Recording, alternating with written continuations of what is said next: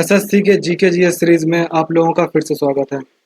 तो आज का टॉपिक है 19वीं सदी में सामाजिक धार्मिक सुधार आंदोलन। पहला है, ब्रह्म समाज की स्थापना किसने की थी? तो राजा राम मोहन राय ने। ब्रह्म समाज की स्थापना किस वर्ष हुई थी? तो 1828 में। ब्रह्म समाज का मूल नाम क्या था? तो आत्मीय सभा। ब्रह्म समाज का मुख्य उद्देश्य क्या था? तो मूर्ति पूजा का विरोध। ब्रह्म समाज ने किस धर्म ग्रंथ से प्रेरणा ली? तो उपनिषद से। ब्रह्म समाज का पहला नाम क्या रखा गया था? तो आत्मीय सभा। पहले 1815 में जो है आत्मीय सभा स्थापित की गई थी, बाद में 1828 में उसे ऑफिशियली ब्रह्म समाज में बदल दिया गया। ब्रह्म समाज का मुख्यालय कहाँ था? तो कलकत्ता। देवेंद्र नाथ ठाकुर ने ब्रह्म समाज की गतिविधियों को किस ग्रंथ से जोड़ा? तो उपनिषद से। तत्वबोधिनी सभा की स्थापना किसने की थी? तो देवेंद्र नाथ ठाकुर ने। केशव चंद्र सेन कब ब्रह्म समाज से जुड़े? तो 1858 में। ब्रह्म समाज ने किस सामाजिक बुराई के विरुद्ध संघर्ष किया? तो सती प्रथा, बाल विवाह, जाति प्रथा, इन सभी के विरुद्ध। ब्रह्म समाज के अनुयायी किस प्रकार की पूजा करते थे? तो एकेश्वरवाद। ब्रह्म समाज किस सिद्धांत का पालन करता था? तो एकेश्वरवाद। तत्वबोधिनी पत्रिका किसके द्वारा प्रकाशित की गई? तो देवेंद्र नाथ ठाकुर। केशव चंद्र सेन के काल में ब्रह्म समाज किस नाम से जाना गया? तो भारतीय ब्रह्म समाज। 1866 में ब्रह्म समाज में विभाजन क्यों हुआ? तो धार्मिक मतभेद के कारण। विभाजन के बाद पुराने संगठन को क्या कहा गया? तो आदि ब्रह्म समाज। साधारण ब्रह्म समाज की स्थापना कब हुई? तो 1878 में। साधारण ब्रह्म समाज के संस्थापक कौन थे? तो आनंद मोहन बोस और शिवनाथ शास्त्री। ब्रह्म समाज ने किस प्रथा के उन्मूलन में योगदान दिया? तो सती प्रथा, पर्दा प्रथा, बहुपत्नी प्रथा, इन सभी के। ब्रह्म समाज ने किस भाषा में प्रार्थना सभा आयोजित की? तो बंगाली में। ब्रह्म समाज ने किस प्रकार की विवाह पद्धति का समर्थन किया? तो अंतरजातीय विवाह। किसने कहा था कि ब्रह्म समाज ने भारत में आधुनिक चेतना जगाई? तो जवाहरलाल नेहरू ने। ब्रह्म समाज का कौन सा अंग स्त्रियों की शिक्षा पर बल देता था? तो सामान्य ब्रह्म समाज। ब्रह्म समाज का भारतीय समाज पर सबसे बड़ा प्रभाव क्या था? तो सामाजिक सुधार। प्रार्थना समाज की स्थापना किसने की थी? तो आत्माराम पांडुरंग। मेनली ऑफिशियली जो है स्थापना आत्माराम पांडुरंग ने की थी, लेकिन मुख्य हाथ जो है इसके पीछे एमजी रानाडे का था। प्रार्थना समाज की स्थापना किस वर्ष हुई? तो 1867 में। प्रार्थना समाज किसके विचारों से प्रभावित था? तो ब्रह्म समाज की। प्रार्थना समाज के प्रमुख नेता कौन थे? तो एमजी रानाडे। प्रार्थना समाज का मुख्य उद्देश्य क्या था? तो मूर्ति पूजा का विरोध। प्रार्थना समाज ने किस सामाजिक सुधार पर विशेष बल दिया? तो विधवा विवाह पर। प्रार्थना समाज का मुख्यालय कहाँ था? तो मुंबई में। प्रार्थना समाज की धार्मिक आस्था किस पर आधारित थी? तो एकेश्वरवाद पे। यंग बंगाल आंदोलन किसके नेतृत्व में चला? तो Henry Vivian Derozio. Young Bengal आंदोलन किस वर्ष शुरू हुआ? तो 1826 में। डेरोजियो के अनुयायियों को क्या कहा जाता था? तो डेरोजियन। यंग बंगाल आंदोलन का मुख्य नारा क्या था? तो no religion no caste. Young Bengal आंदोलन का मुख्य उद्देश्य क्या था? तर्कवाद और स्वतंत्र विचार। हेनरी विवियन डिरोजियो किस संस्था से जुड़े थे? तो हिंदू कॉलेज कलकत्ता से। यंग बंगाल आंदोलन की प्रमुख कमजोरी क्या थी? तो जनसाधारण से दूरी।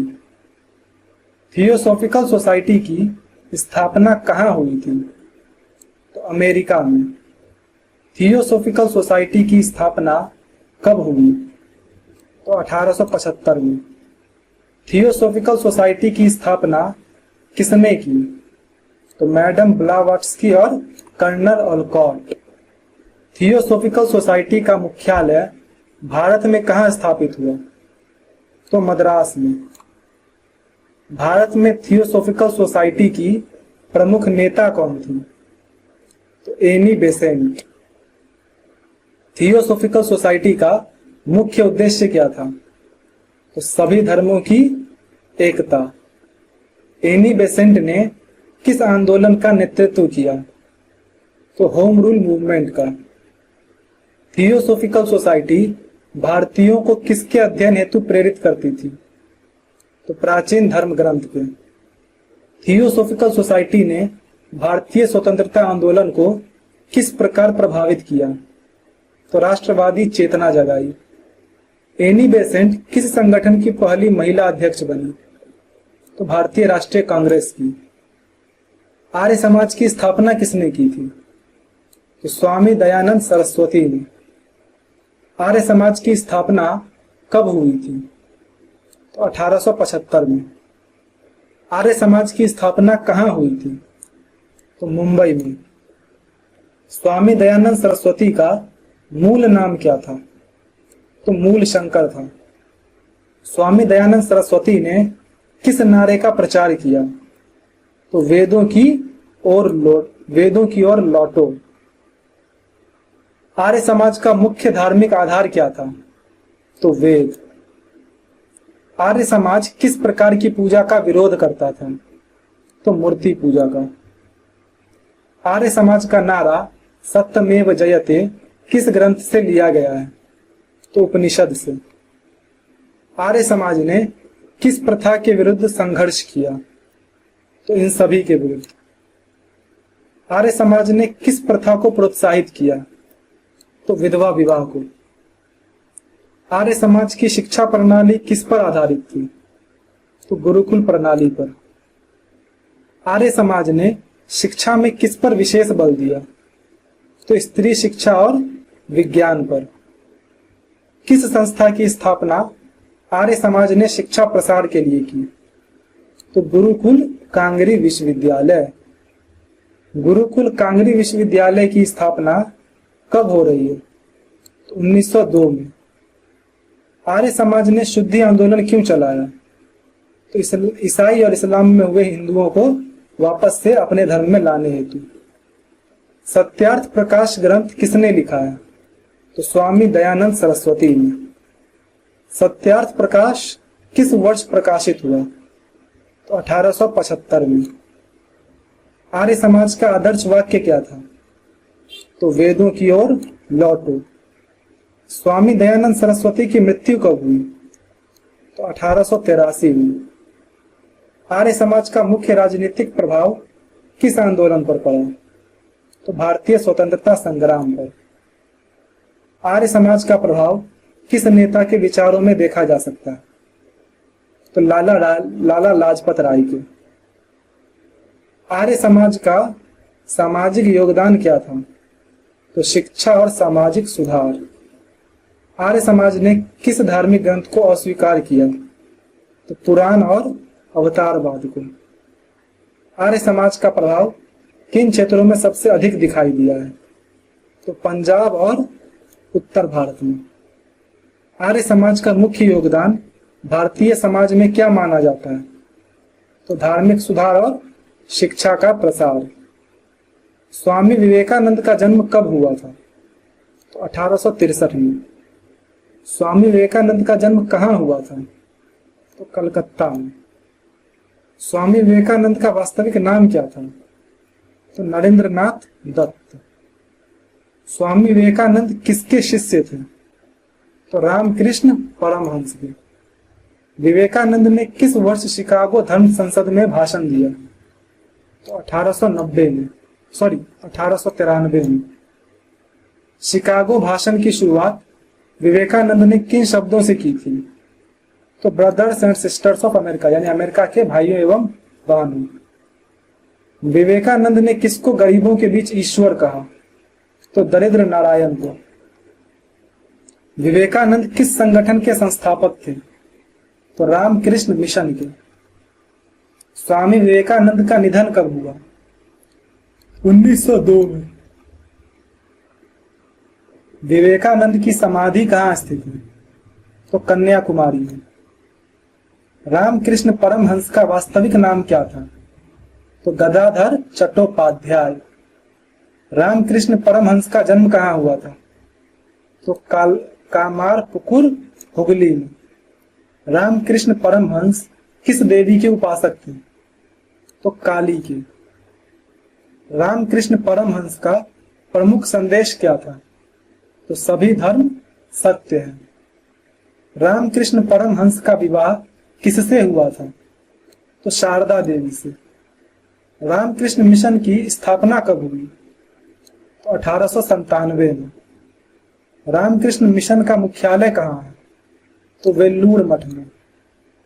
रामकृष्ण मिशन का आदर्श वाक्य किससे लिया गया है? तो उपनिषद से। रामकृष्ण मिशन का मुख्य उद्देश्य क्या था? तो मानव सेवा और आध्यात्मिक उन्नति। रामकृष्ण मिशन की सेवा नीति किस पर आधारित थी? तो दरिद्र नारायण की सेवा। वेलूर मठ की स्थापना किसने की? तो स्वामी विवेकानंद ने। रामकृष्ण मिशन किन क्षेत्रों में सक्रिय है? तो शिक्षा, स्वास्थ्य, सामाजिक सेवा, इन सभी में। रामकृष्ण मिशन का आध्यात्मिक आदर्श क्या है? आत्मज्ञान और सेवा। विवेकानंद ने किस देश में रामकृष्ण मिशन की शाखाएं स्थापित की? तो अमेरिका, इंग्लैंड, श्रीलंका, इन सभी में। रामकृष्ण मिशन का भारतीय समाज पर मुख्य प्रभाव क्या रहा? तो धार्मिक सहिष्णुता और सेवा भाव। बस यही खत्म होता है। आपका जो भी स्कोर हुआ कमेंट कर दीजिए एंड मिलते हैं नेक्स्ट वीडियो में।